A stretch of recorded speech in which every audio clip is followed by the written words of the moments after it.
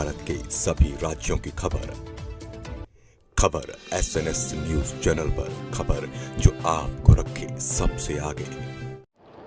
नमस्कार, जुगल किशोर के साथ SNS टीवी में आपका स्वागत है। आपको बता दें कि प्रधानमंत्री नरेंद्र मोदी के 11 साल की सेवा और सुशासन पूरा होने पर उत्तर प्रदेश के डिप्टी सीएम केशव प्रसाद मौर्य ने वाराणसी में प्रेस कॉन्फ्रेंस आयोजित कर मोदी सरकार की उपलब्धियों को गिनाया।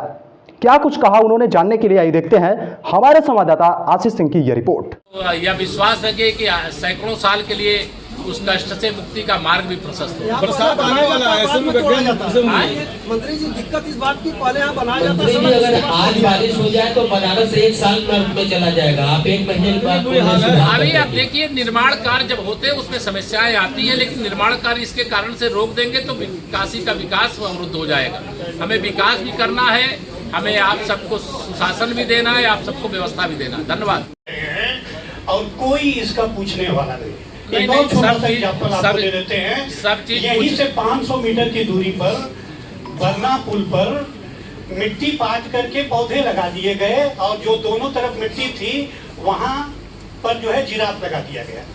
मतलब आपका सवाल मैं समझ गया। कोई भी ऐसी चीजें हैं उसको देखेंगे। वाराणसी का विकास मॉडल हो रही है मंत्री जी, देश में मॉडल है। और आप कोई चीज है तो मुझे लिखित दे दीजिए, लेकिन सवाल का अगर जवाब चाहिए तो मैं जवाब दे रहा हूँ। मीडिया लिखित दे के घूमेगी।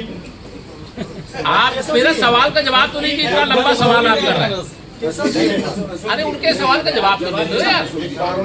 हमारा योजनाओं में रहा है माननीय मंत्री जी। हाँ, आप जो बात कर रहे हैं उसी वरुणा कॉरिडोर की बात। मैं आपको एक जवाब आप मेरी ओर से इतना ही ले लीजिए। वाराणसी हमारे लिए विकास का मॉडल है और इस मॉडल को पूरे देश में अपनाया जा रहा है। कहीं कोई लीकेज करेगा, मैंने पहले ही कहा है, कोई गड़बड़ी करेगा तो उसको जांचेंगे, उसके दोषी जो होंगे उनके खिलाफ कार्रवाई करेंगे। माननीय मंत्री जी उसी मॉडल को बताया जा रहा है। तो बता दिया आपने, मैं सुन लिया, मैंने बता। कांग्रेस का कोई भविष्य नहीं है। बयानबाजी में वीरता उनके नेता राहुल गांधी जी को भी हासिल है, और यहाँ जो कांग्रेस के कुछ समय के लिए अध्यक्ष बने हुए हैं वो अभी बयान वीरता में उनका कोई जवाब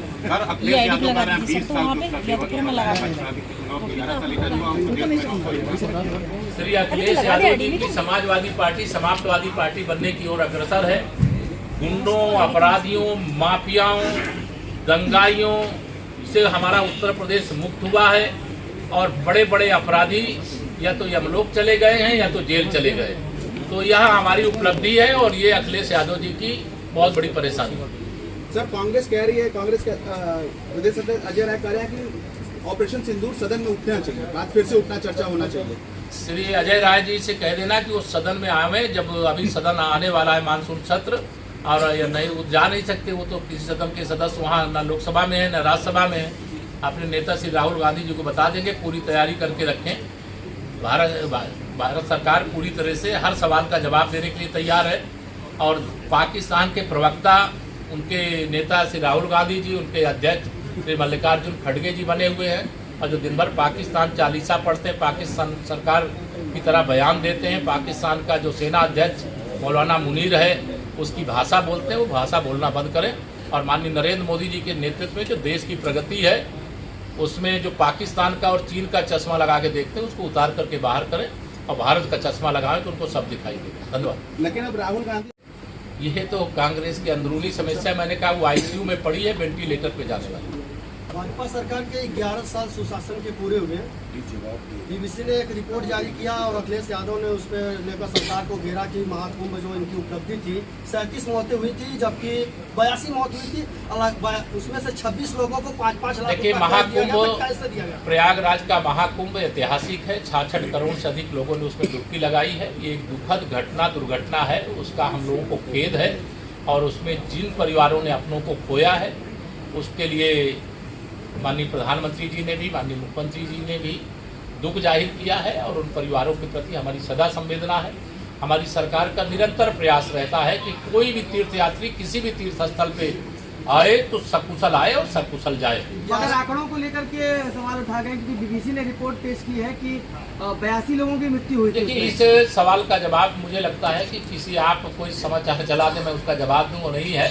लेकिन कोई भी अगर इस कुंभ की जो दुखद दुर्घटना हुई थी, उसमें कोई भी गए किसी परिवार ने अपने सदस्य को खोया तो उसका हम बहुत पहले भी दुख जाहिर किए, आज भी दुख जाहिर करते। उन परिवारों के साथ हमारी संवेदना है, सरकार साथ।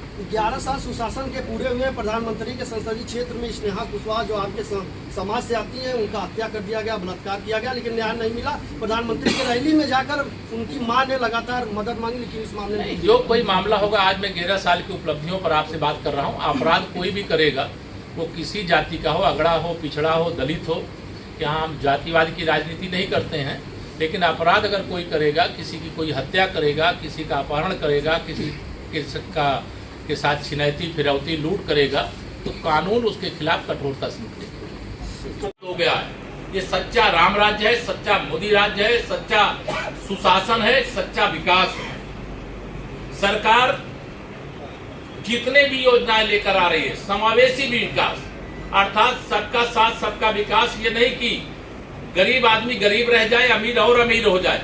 गरीब भी मुख्य देश के विकास की मुख्य धारा का हिस्सा बने और अमीर और अपने उद्योग लगावे और आगे बढ़े और देश को आर्थिक रूप से समृद्ध बनावे, देश की अर्थव्यवस्था को दुनिया में नंबर 1 बनावे। यह हमारी सरकार का संकल्प है। 11 वर्षों में एक हमारी उपलब्धि यह भी है, पहले यह नहीं हो पाएगा या नहीं हो सकता, इस प्रकार की जो बातें, निराशा से भरा हुआ भारत था, आज वो निराशा से बाहर आकर के यह विश्वास से कह सकता है कि आज सब कुछ हो सकता है। क्यों हो सकता है? क्योंकि माननीय नरेंद्र मोदी जी के नेतृत्व की सरकार है और मोदी जी भरोसा देने का काम करते हैं, देश को विश्वास दिलाने का काम करते हैं। देश का युवा हो, किसान हो, महिलाएं हो, गरीब हो, सभी के जीवन में खुशहाली लाने के लिए अनेक प्रकार के प्रयास हुए हैं।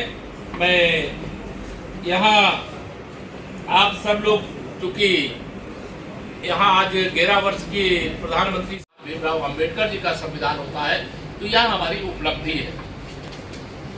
मैं भ्रष्टाचार, यह भारत के अंदर आप सब अवगत हैं कि 2014 से पहले भ्रष्टाचार मतलब एक जैसे शिष्टाचार बन गया था। घोटाले की रोज खबर सुनाई देती थी, लेकिन माननीय प्रधानमंत्री जी ने जीरो टॉलरेंस की जो नीति अपनाई, उसका परिणाम यह है कि आज भ्रष्टाचार मुक्त भारत कहने का साहस हर देशवासी के अंदर है।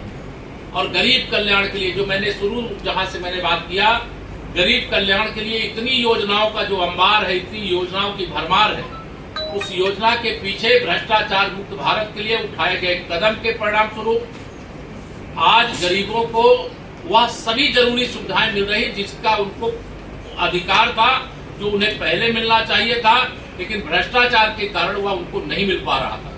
योजनाएं बनती थी, दिल्ली से 1 रुपया भेजते थे, तो जिनके पास पहुंचना है वो पहुंचते पहुंचते 15 पैसा पहुंचता था और 85 पैसा बीच में, विशेष तौर से मैं कहूं कि कांग्रेस के भ्रष्टाचारी या खा जाया करते थे। लेकिन आज डीबीटी के माध्यम से जो बेनिफिशियरी है उसके खाते में सीधा, ये डिजिटल क्रांति है, तकनीकी का हम हर क्षेत्र में उपयोग कर रहे हैं। भारत के गांव हो या शहर हो, आज वो विकास की मुख्य धारा का हिस्सा बन गए हैं। मुझे ये कहते हुए गर्व है कि माननीय प्रधानमंत्री श्री नरेंद्र मोदी जी के नेतृत्व में हिंदुस्तान के 775 जनपद, 543 लोकसभा क्षेत्र और 4000 से अधिक विधानसभा क्षेत्रों में बिना भेदभाव के सबका साथ, सबका विकास, सबका विश्वास, सबका प्रयास, यह स्पष्ट दिखाई दे रहा है। मैं वाराणसी में हूं, केवल वाराणसी की बात अगर मैं करूं तो वाराणसी 2014 से पहले का वाराणसी, 2014 के बाद 2025 का वाराणसी। आंख से अगर कोई अंधा भी होगा तो उसको भी ये दिखाई पड़ेगा कि बनारस बदल गया है, उत्तर प्रदेश बदल गया है, देश बदल रहा है। अगर कहीं बदला नहीं है तो जहां डबल इंजन की भाजपा की सरकार नहीं है, एनडीए की सरकार नहीं है, अभी भी वहां भ्रष्टाचार चरम पर है। लेकिन उनको यह मालूम होना चाहिए कि देश के प्रधानमंत्री जी ने कहा है, न खाऊंगा न खाने दूंगा, जो खाया है पहले उसको भी और जो अभी खा रहा है उसको भी पाई पाई वसूल करके देश की भलाई में, गरीब की भलाई में लगाने का काम करूंगा। तो आज देश इस दिशा में आगे बढ़ रहा है। मैं